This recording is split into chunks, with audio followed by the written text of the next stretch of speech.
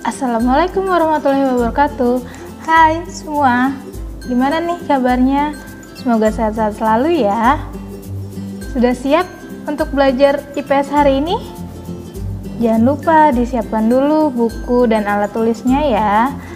Dan sebelum belajar, kita berdoa dulu ya. Materi pembelajaran kita hari ini adalah yang pertama, perbedaan waktu di Indonesia.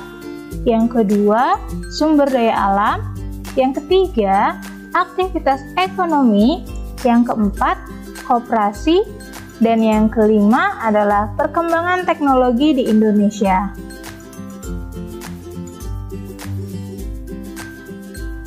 Dimulai dari perbedaan waktu di Indonesia. Yang sudah kita ketahui, perbedaan waktu di Indonesia itu ada 3. Yang pertama yaitu waktu Indonesia Barat atau WIB. Yang kedua, waktu Indonesia Tengah atau WITA. Dan yang ketiga, waktu Indonesia Timur atau WIT.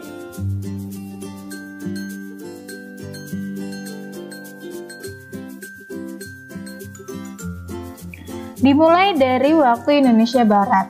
Wilayah waktu Indonesia Barat ditetapkan berdasarkan meridian pangkal 105 derajat bujur timur. Wilayah waktu Indonesia Barat ini memiliki perbedaan waktu 7 jam lebih awal daripada kota Greenwich. Wilayah waktu Indonesia Barat ini meliputi wilayah seluruh Pulau Sumatera, Pulau Jawa, Kalimantan Barat, dan Kalimantan Tengah.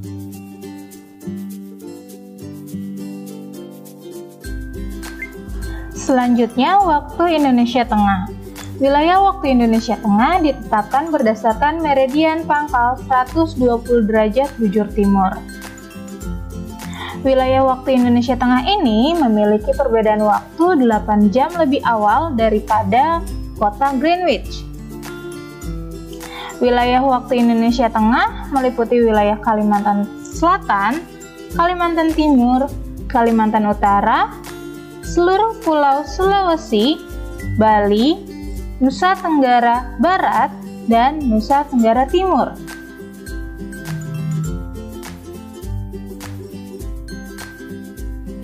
Dan yang terakhir, waktu Indonesia Timur. Wilayah waktu Indonesia Timur ditetapkan berdasarkan meridian pangkal 135 derajat bujur timur.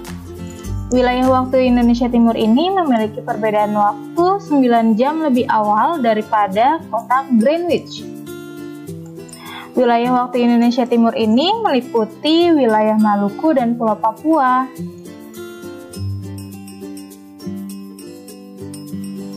Berikut ini adalah peta wilayah zona waktu Indonesia Barat, waktu Indonesia Tengah, dan waktu Indonesia Timur.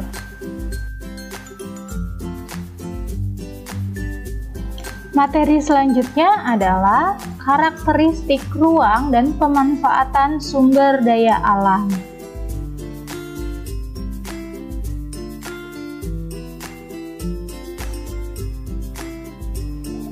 Seperti yang sudah kita ketahui, sumber daya alam adalah segala sesuatu yang ada di alam dan dapat dimanfaatkan untuk memenuhi kebutuhan hidup manusia yang beragam, seperti makanan, pakaian, dan rumah.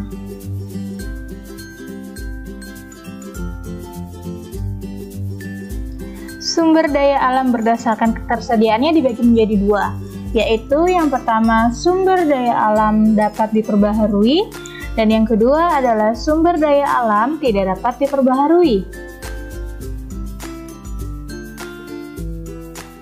Sumber daya alam yang dapat diperbaharui.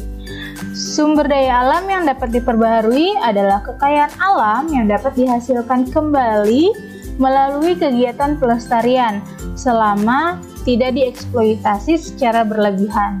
Sumber daya alam yang dapat diperbaharui ini dapat digolongkan menjadi 2 kelompok, yaitu sumber daya alam hayati dan sumber daya alam non-hayati. Dimulai dari sumber daya alam hayati. Contohnya terdiri dari makhluk hidup seperti hewan dan tumbuhan. Bagaimana cara pelestariannya? Yaitu dengan cara sistem tebang pilih, kemudian dengan cara reboisasi, membuat penangkaran, hutan lindung, cagar alam, dan suaka marga satwa. Dan yang kedua, sumber daya alam non-hayati, yaitu contohnya adalah tanah, air, udara, dan sinar matahari. Bagaimana cara melestarikannya? Yaitu dengan cara menghemat penggunaan air, melakukan penghijauan, serta tidak membuang limbah sembarangan ya.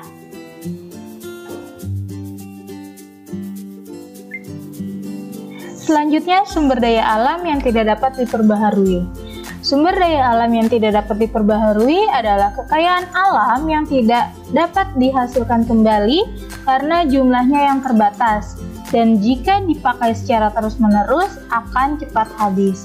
Sumber daya alam yang tidak dapat diperbaharui ini digolongkan menjadi 3 kelompok, yaitu sumber daya alam energi, sumber daya alam mineral logam, dan sumber daya alam mineral non-logam. Kita mulai dari sumber daya alam energi. Sumber daya alam energi ini contohnya seperti minyak bumi, gas alam, dan batu bara. Yang kedua, yaitu sumber daya alam mineral logam dengan contoh seperti besi, nikel, seng, timah, emas, dan perak. Dan yang ketiga, yaitu sumber daya alam mineral non-logam dengan contoh seperti belerang, batu kapur, granit, asbes, marmer, dan pasir kuarsa.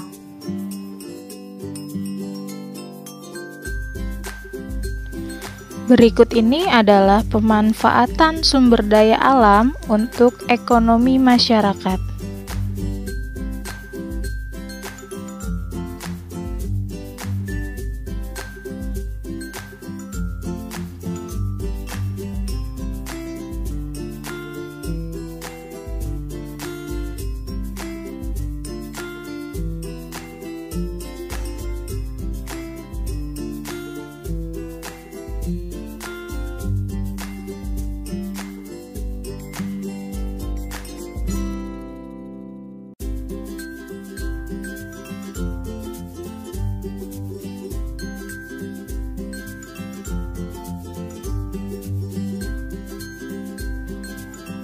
Dampak pemanfaatan sumber daya alam.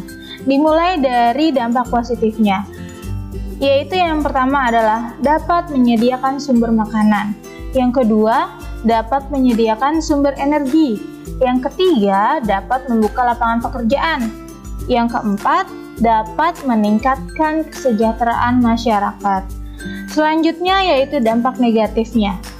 Dampak negatif yang pertama yaitu dapat merusak lingkungan.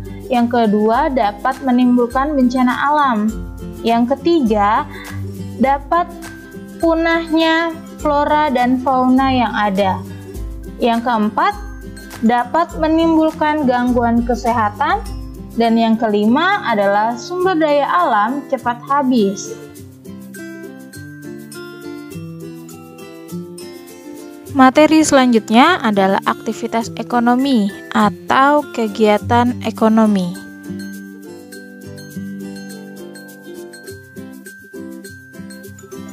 Kegiatan ekonomi adalah suatu aktivitas atau kegiatan usaha yang dilakukan manusia untuk memenuhi kebutuhan hidupnya.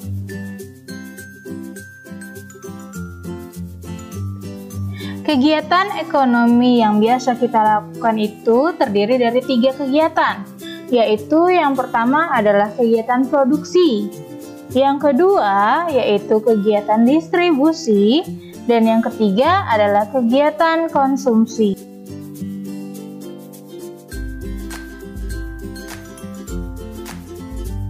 Produksi, ingatkah kamu apa itu produksi? Produksi adalah kegiatan mengolah bahan mentah menjadi bahan setengah jadi atau barang jadi. Orang yang melakukan kegiatan produksi disebut dengan produsen. Bahan mentah adalah bahan yang berasal dari alam dan harus diolah terlebih dahulu untuk memenuhi kebutuhan.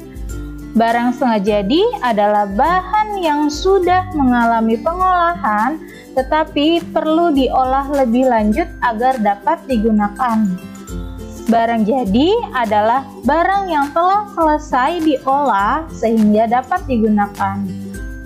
Selain menghasilkan barang, kegiatan produksi juga dapat menghasilkan jasa ya. Selanjutnya adalah distribusi.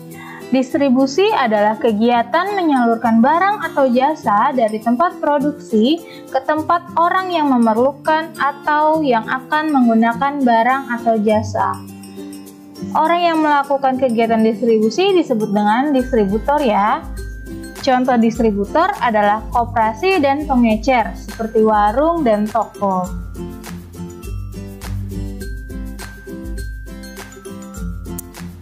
Secara umum, distributor dikelompokkan menjadi 3, yaitu yang pertama adalah agen.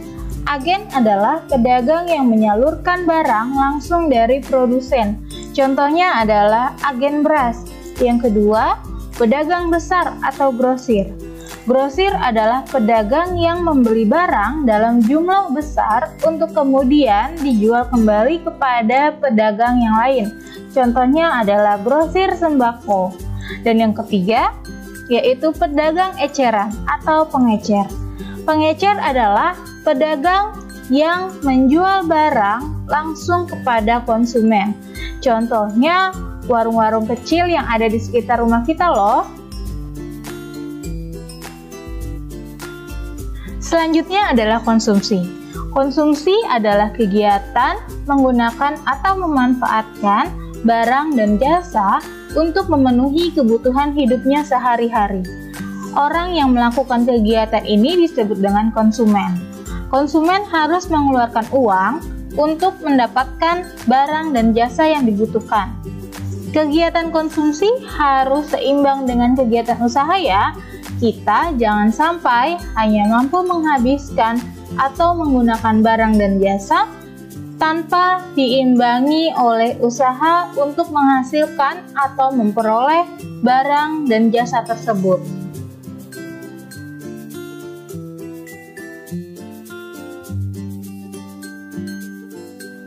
Sikap yang harus kita lakukan sebagai konsumen yaitu bersikap hemat dan hindari sikap boros ya.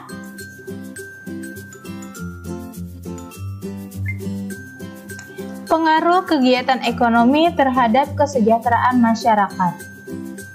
Kegiatan ekonomi akan berpengaruh terhadap kesejahteraan masyarakat karena semua rangkaian kegiatan ekonomi bertujuan untuk memenuhi kebutuhan hidup masyarakat.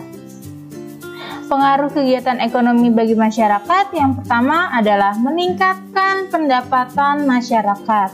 Yang kedua, membuka peluang pekerjaan yang baru bagi masyarakat.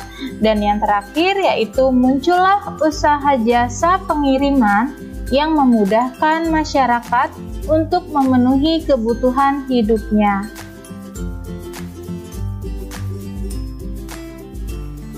Materi kita selanjutnya adalah koperasi.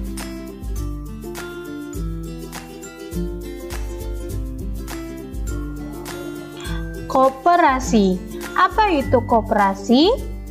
Koperasi adalah bentuk badan usaha bersama yang beranggotakan perorangan atau badan hukum yang berdasarkan asas kekeluargaan.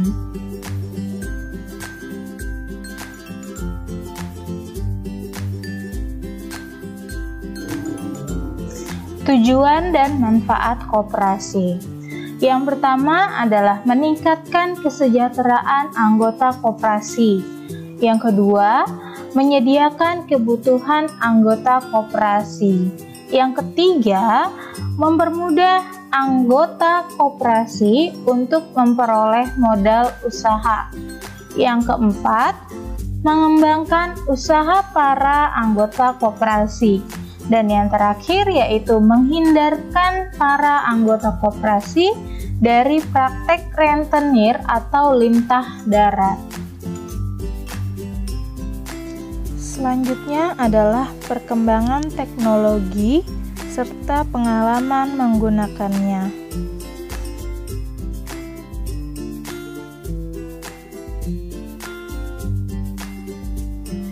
Teknologi produksi.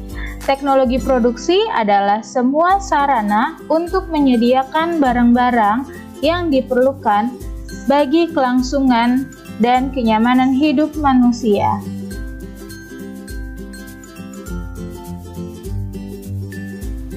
Teknologi produksi pertanian.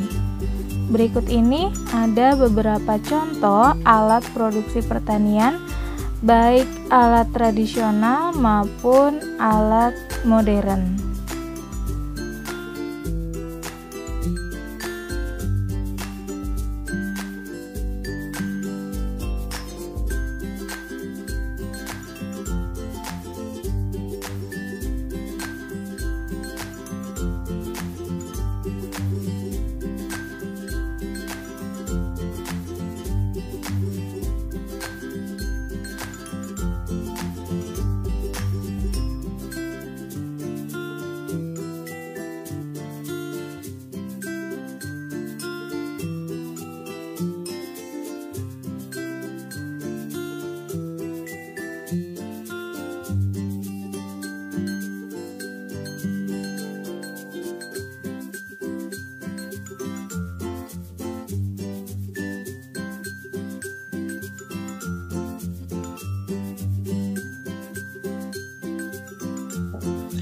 Teknologi transportasi.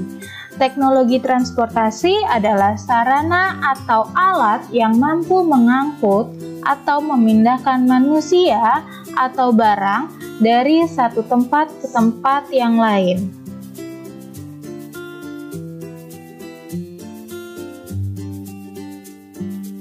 Perbedaan antara transportasi tradisional dengan transportasi modern. Transportasi tradisional itu lebih banyak menggunakan tenaga manusia dan hewan. Yang kedua, tidak menggunakan bahan bakar. Selanjutnya, pembuatannya menggunakan teknologi yang sederhana dan bahan-bahan yang terbuat dari alam. Dan yang terakhir adalah ramah lingkungan, karena tidak menggunakan tenaga mesin. Selanjutnya yaitu transportasi modern. Transportasi modern ini lebih banyak menggunakan tenaga mesin, menggunakan bahan bakar berupa minyak seperti solar dan aftur. Kemudian pembuatannya juga sudah menggunakan teknologi yang canggih dan kurang ramah lingkungan, menghasilkan polusi udara dan suara karena menggunakan tenaga mesin dan menggunakan bahan bakar minyak. Ini ada beberapa contoh alat transportasi tradisional ya.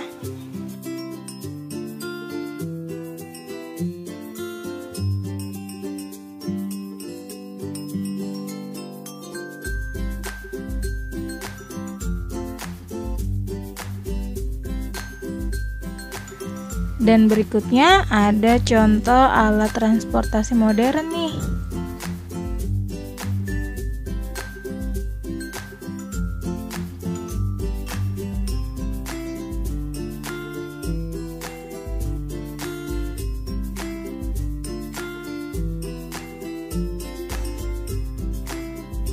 Dampak teknologi transportasi.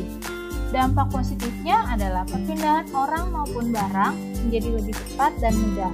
Yang kedua yaitu pemerataan hasil pertanian dan pembangunan.